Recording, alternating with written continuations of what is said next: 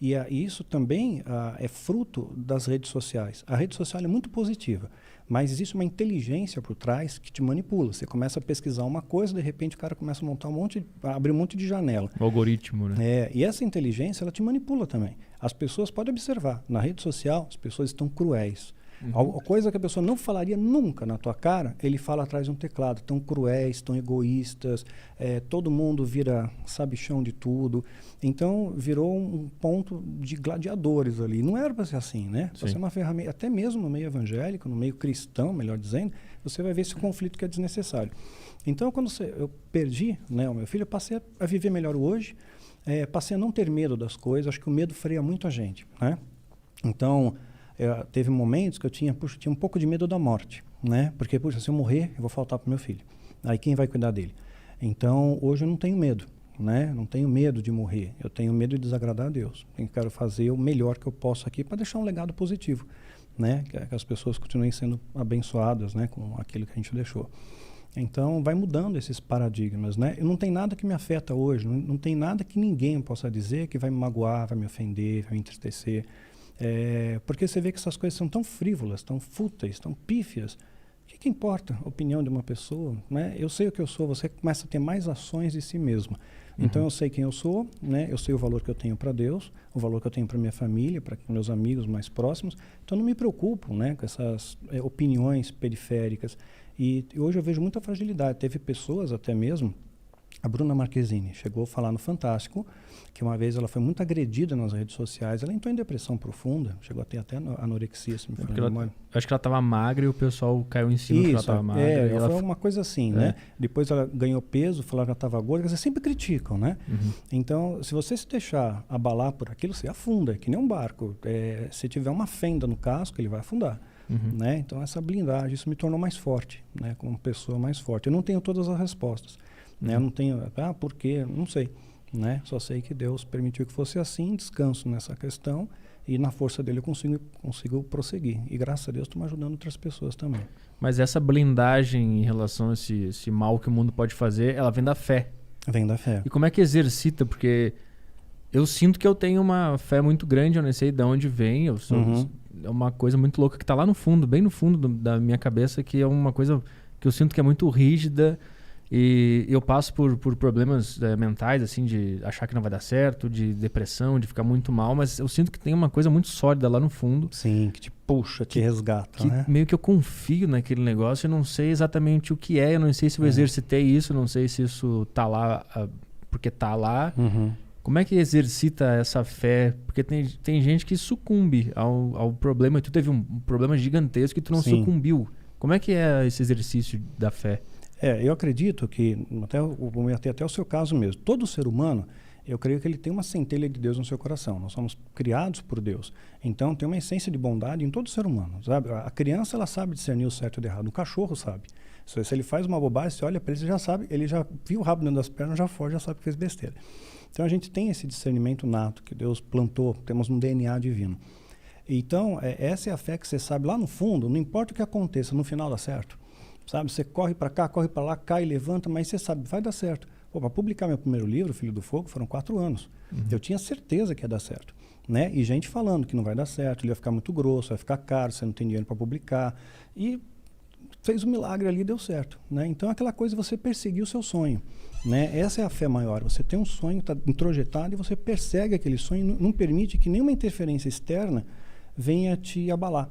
Não importa o que digam, né? Você pegar a história dos grandes visionários, né, na TV, todo mundo escutou que não ia dar certo. Pegar a história do Silvio Santos, né? Quanto que ele não escutou que não ia dar certo, né? Cantores, enfim, em vários segmentos aí. E exercitar a fé, eu costumo brincar ainda, vamos afiar a espada da fé, né? A fé, ela precisa ser exercitada como uma musculatura espiritual. Então, resultado, né? A fé, ela é conhecimento, ela é fruto de conhecimento. Quando eu conheço alguém, uma situação, eu tenho mais confiança naquilo.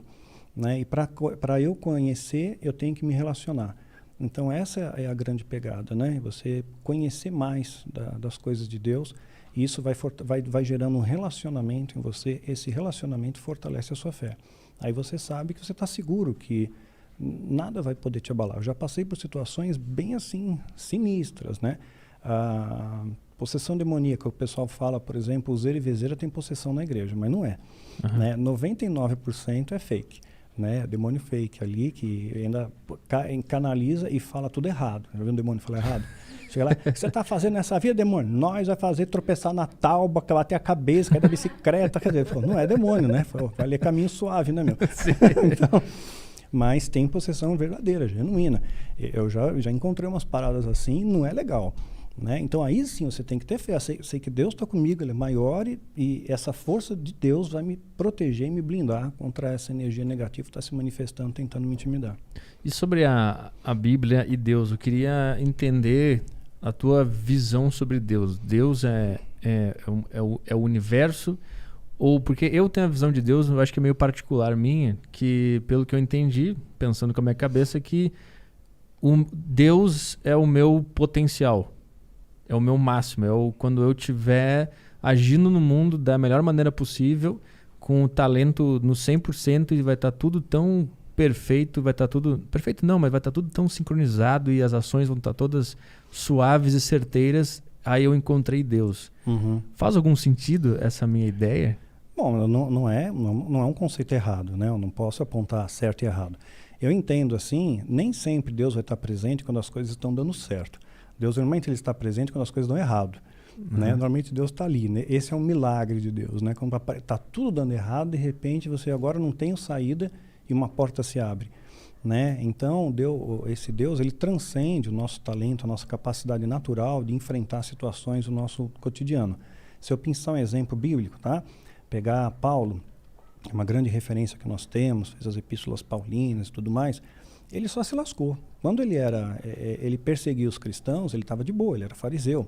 Ele tinha um cargo de prestígio na sociedade da época. Quando ele se converte ao cristianismo, né, aceita Jesus, ele passa a pregar os valores de Cristo, ele passa a ser perseguido. Ele foi apedrejado, sofreu naufrágio, foi preso, apanhou com vara. Quer dizer, o cara só se estrepou, passou fome, passou frio.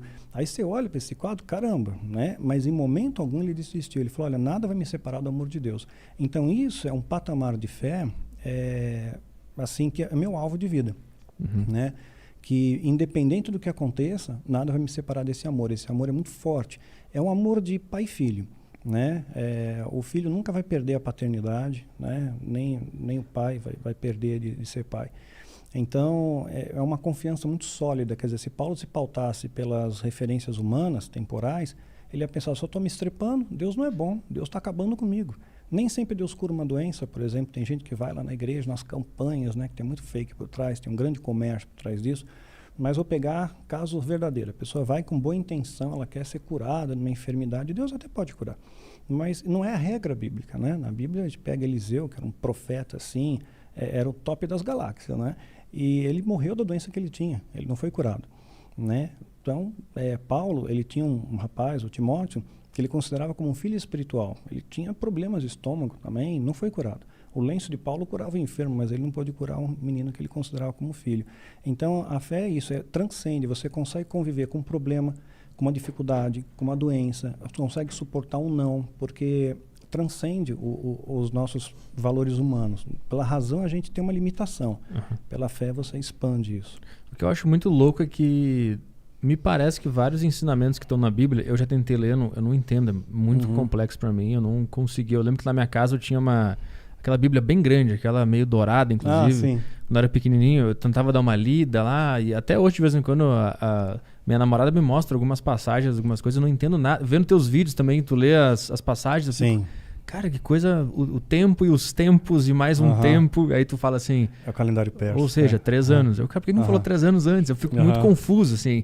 É tudo muito estranho, mas o meu ponto é que me parece que vários ensinamentos da Bíblia são, tipo... O ser humano chegou nele depois quando alguém falou uma coisa mais, tipo assim, nunca desista dos seus sonhos. Ele meio que simplificou e todo mundo meio que acredita, nunca desista do seu sonho. Mas se tu for ver, esse ensinamento já estava lá, só que meio codificado. Isso, a Bíblia, ela é meio que um livro da vida, só que ele está meio codificado e aí tu vai entendendo e ele vai te dando pistas sobre como viver nesse mundo. É isso? Eu não faço a menor ideia. Se eu tiver errado, pode falar. Mais ou menos. Bíblia vem de biblioteca, né? É um compêndio de 66 livros que foram escolhidos pelo cânon, né? Em 325, no Concílio de Nicéia, quando o cristianismo se tornou religião oficial do Império Romano. Então, eles escolheram esses livros. Eu creio que tem outros livros considerados apócrifos, que foram rejeitados, que têm conteúdo muito interessante para ser estudado, como, por exemplo, de Enoque. Então, na verdade, a Bíblia foi escrita em períodos diferentes, por pessoas diferentes, mas ela se completa, né? Então, um livro complementa o outro. Então, é mais do que um manual de vida terrena. É um manual que você transcende isso, você consegue compreender o nosso paralelo. E tem um mundo espiritual à nossa volta, né? Esse mundo espiritual, ele é muito real, né? Eu já provei isso, e talvez você tenha provado, nem tem ideia disso. A gente prova com coisas assim, puxa, como é que, de repente, você tem, parece um pressentimento, e aquilo acontece, né? Você está pensando numa música e alguém vem cantarola para você, ou de repente você está cabisbaixo naquele dia e você, sei lá, abriu um livro qualquer e de repente aquele ensinamento do livro trouxe uma reflexão para você. Quer dizer, Deus, ele usa múltiplas maneiras de poder te alcançar.